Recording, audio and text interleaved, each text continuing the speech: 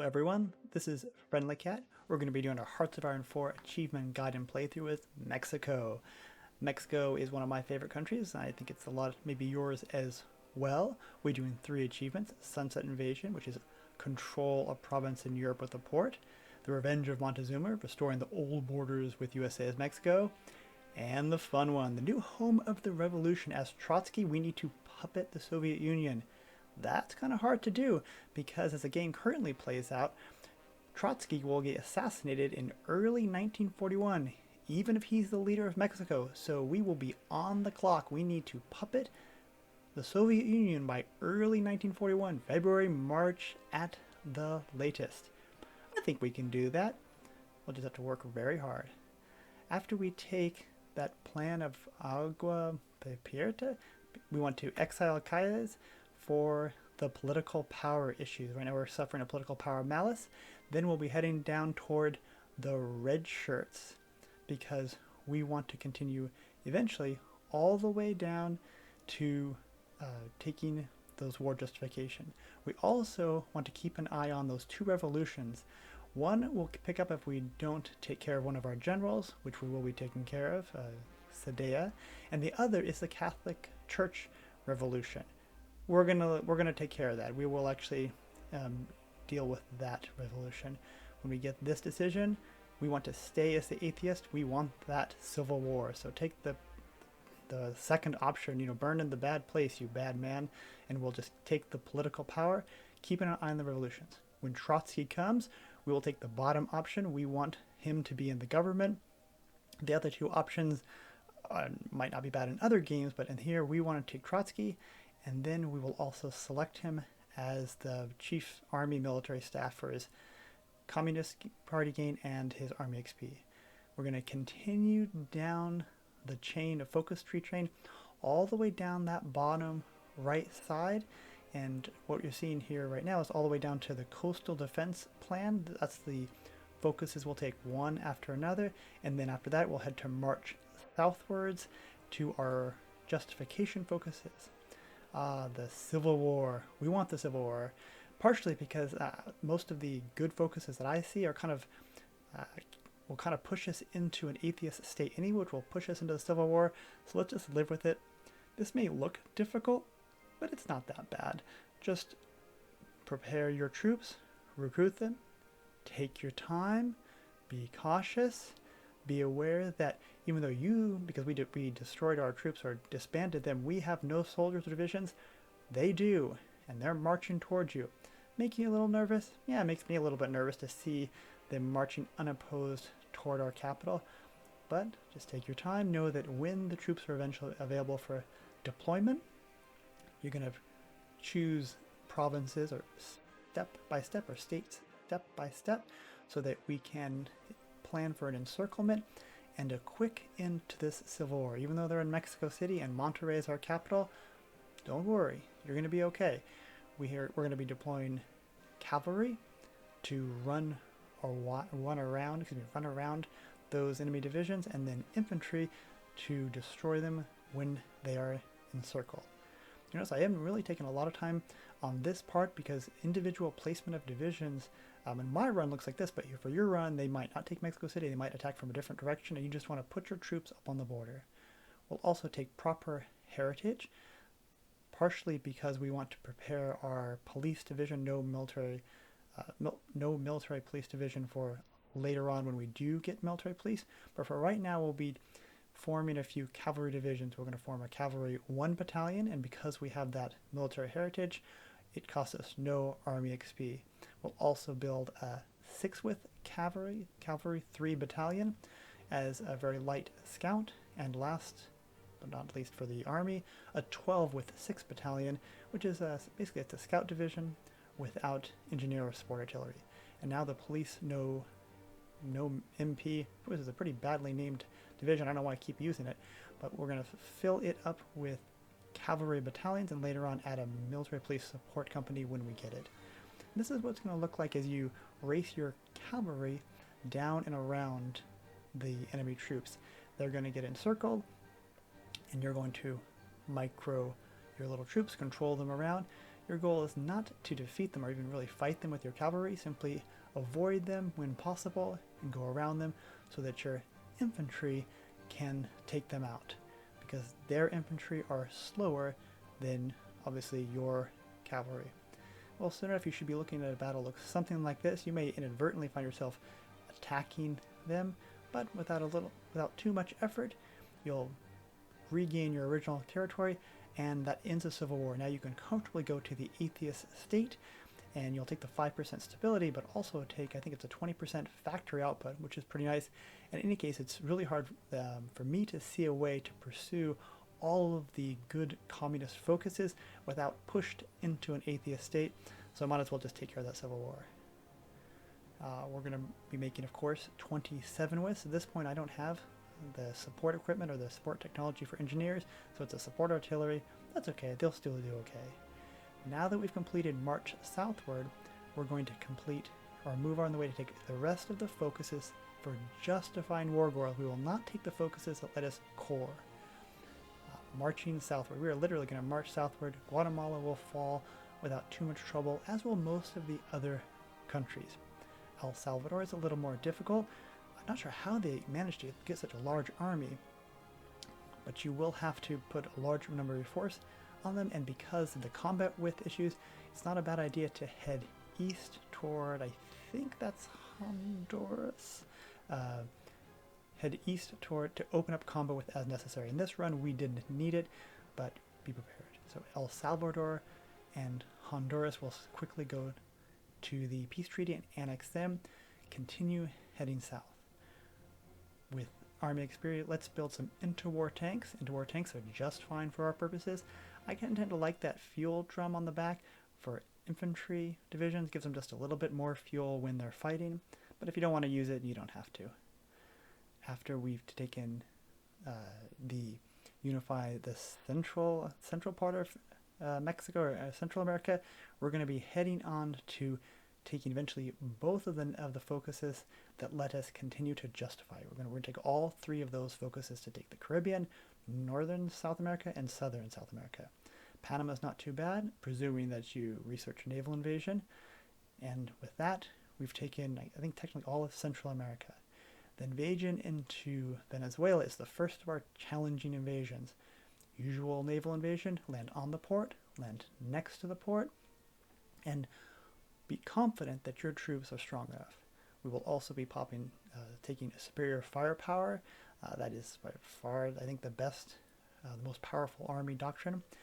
Naval invasions, for me, generally look something like this. You're going to land off the port, they're going to be encircled, they're going to be out of supply, but as you may notice, they're actually getting attacked by that division on Caracas, and so that helps the actual naval invaders land. We've got two divisions that landed off the port. They're running to the port. Will they make it? They will. That's kind of a gamble, but this time they made it.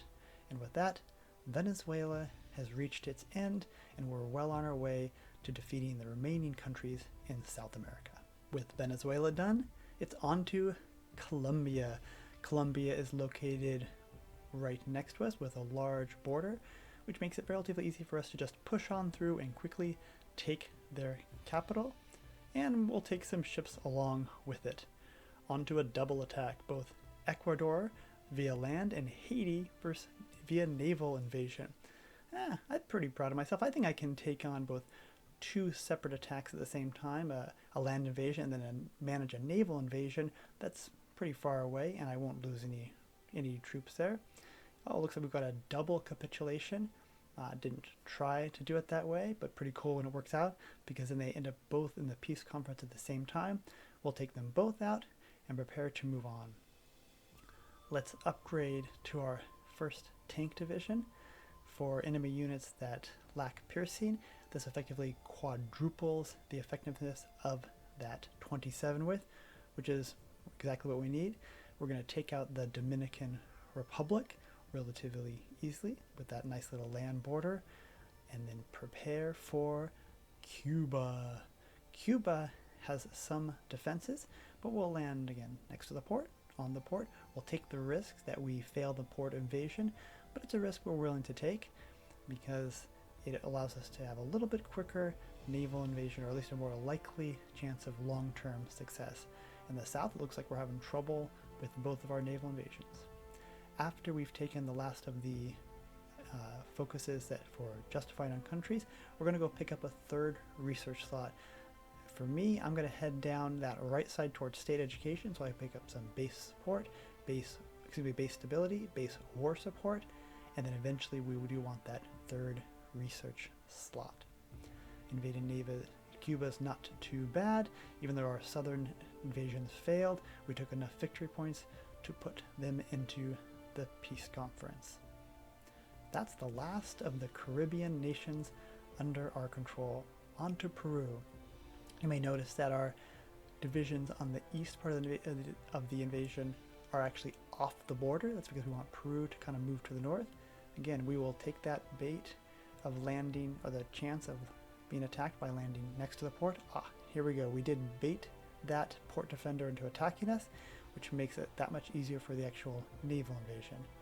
And we'll even take the risk of landing in that southern victory point. There's no port. They would be encircled, but they have help coming down from the northwest, and that allows us a little bit faster capitulation and eventual annexation of Peru, which is usually pretty hard considering they're a mountainous country with very low supplies, or very low ability to move around that country. And with Peru taken care of, it's on to Chile. Again, another naval invasion. Those are the fastest way to make these little capitulations happen.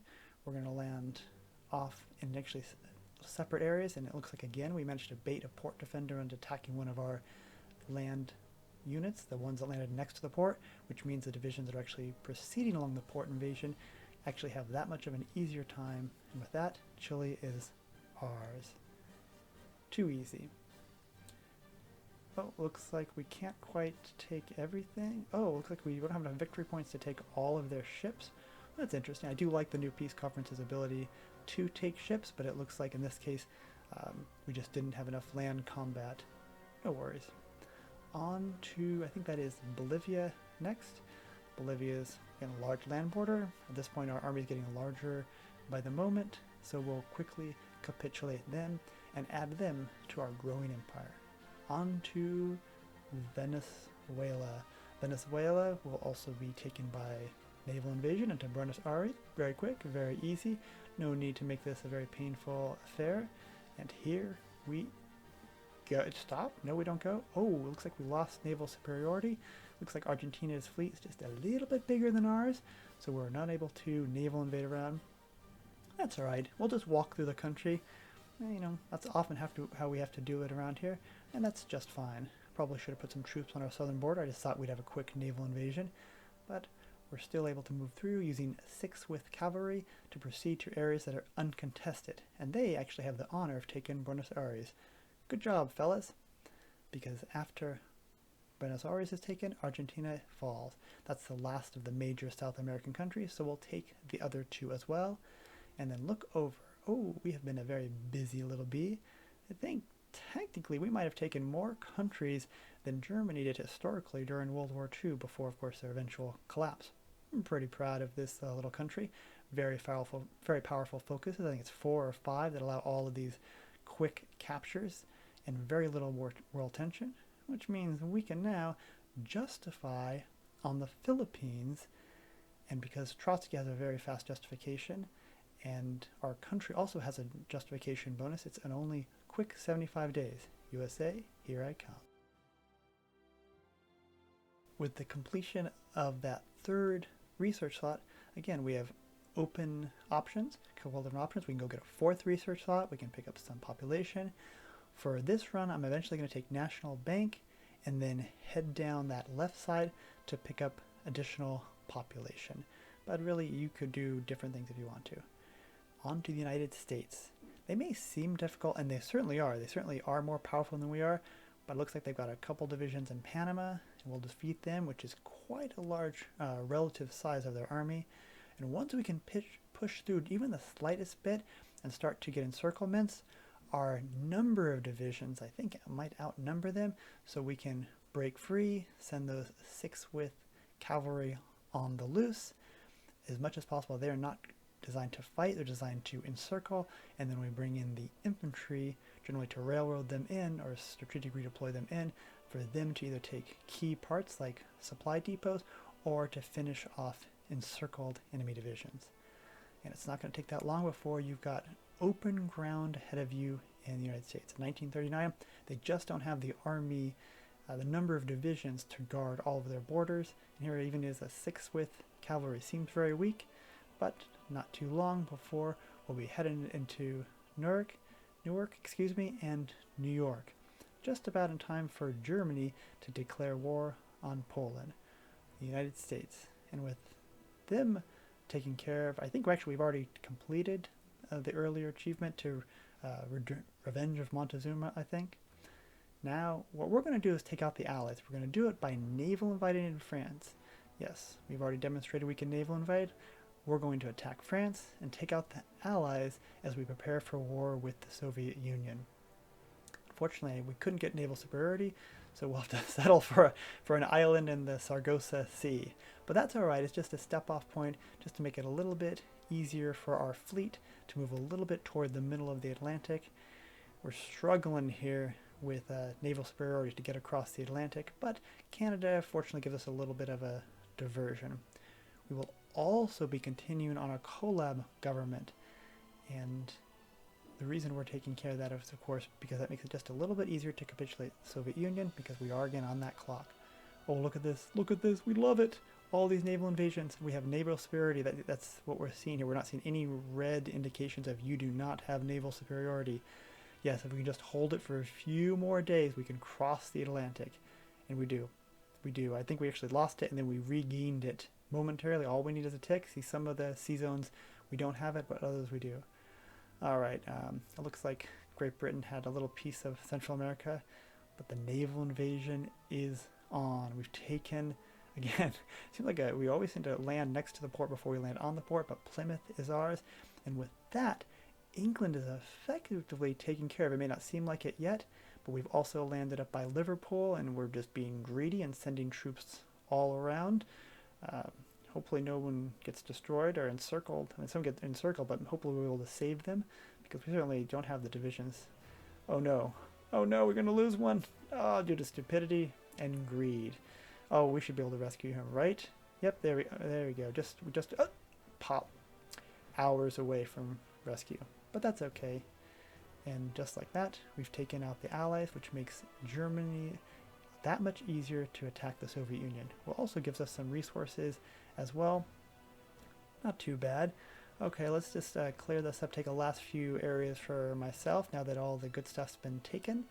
We managed to pick up England, Malaya. Let's just peek around, see any other good countries that we can annex and take over for ourselves, our little states. Yeah, because sometimes that happens at the end of the peace conference, and then what's this? Oh, contested. That looks weird. That's not like pretty green. What happened here? What happened? Oh, what is this? Change government? I did click the change government. I'm an idiot. Boy, great general, but not so smart on the peace conference today. I did not intend to do this, but I did not intend to change the government to communist. I wanted them to land for myself. Whatever. We'll take most of UK's navy as well. I mean, this can't backfire. There's just gonna be some communist nations sitting around doing nothing, causing no trouble. So whatever, I can live with that. And we've taken out the Allies. Germany no longer has to worry about those resistance issues. They can focus all of their efforts on the Soviet Union. Let's prepare for an attack into Iran. Iran isn't too difficult, because once again we will be opening up the front with naval invasion. It's always nice to land on a plains tile and then move right on in and take out Iran. They just don't have enough troops. At this point we're actually feeling pretty strong. 24, 27 with equivalents, most with, or maybe half with tank, half without. And with Iran taken out, we also now have a southern border with Russia. Collaboration government taken care of. We're immediately going to chain to another one, and that's why we did pick up a third operative earlier. Those collaboration governments will come in huge. We do really want to pick up that second collaboration government.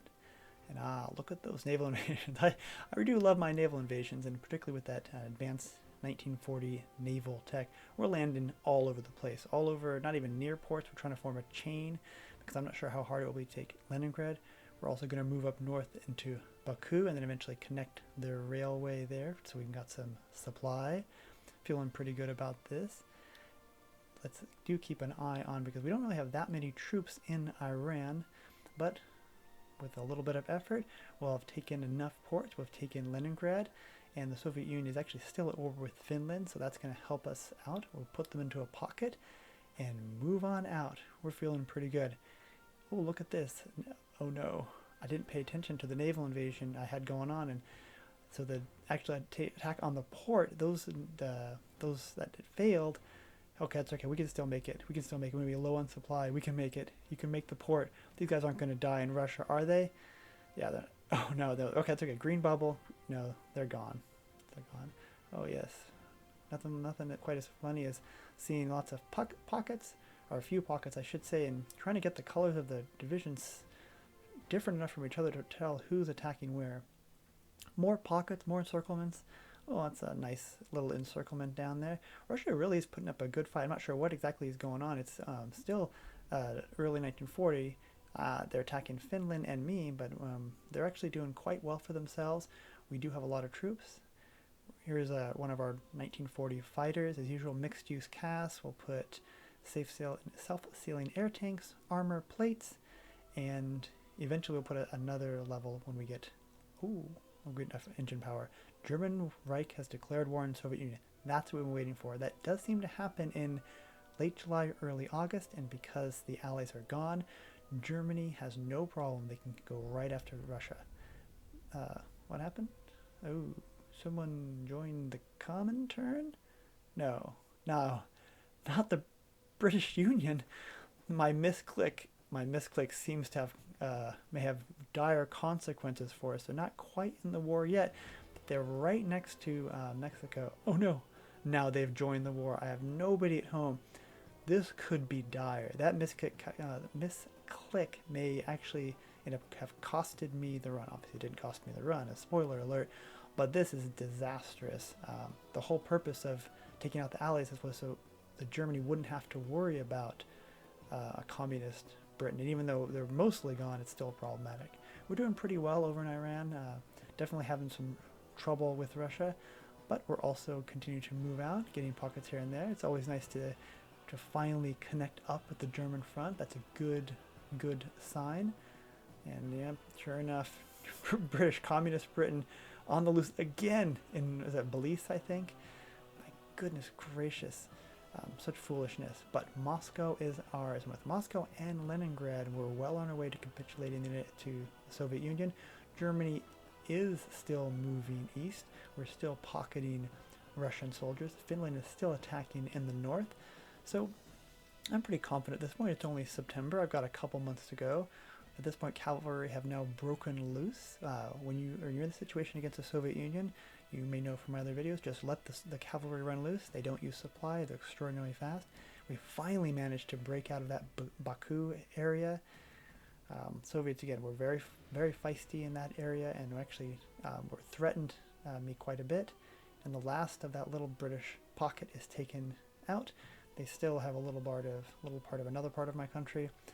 But that's okay. That the threat was eventually taken care of. Those 4 divisions that you see there, those are the survivors from the attack on, was it Vladivostok? That eastern port in the Soviet Union. Well, this last collaboration government is just about to fall. We're just a few days away, and with that, it looks like that should put us very close to finally capitulating the Soviet Union here in November 1940. We will take Stalingrad as well. Mexico takes the 3 big cities, Stalingrad, Moscow, and Leningrad. And with that, capitulation. And we have well enough, more than half of the war score, 53%. So we're going to puppet no problem. And I think we're going to skip part of this peace conference. We will, I think all we need is puppet somebody. So we're going to puppet quite a bit. Oh, that's just disastrous. Look at those little bits of Italy. Was it the Caucasus, down by Baku, a bit of Germany. That's just an ugly peace conference. But it's done. We took all 3 of the achievements, taking England, satisfied the taking the port in Europe. We've puppeted puppeted Russia. Trotsky's the leader. Well, this is a lot of fun. I really enjoyed playing Mexico. It's been a long time since I've done so. I hope that you enjoyed this as well, and I hope it makes it a little bit easier the next time you're doing a Mexico run. Well, thank you very much for watching, and if you have any questions or comments or ideas for other achievement runs, please feel free to leave in the comments below. Have a great day.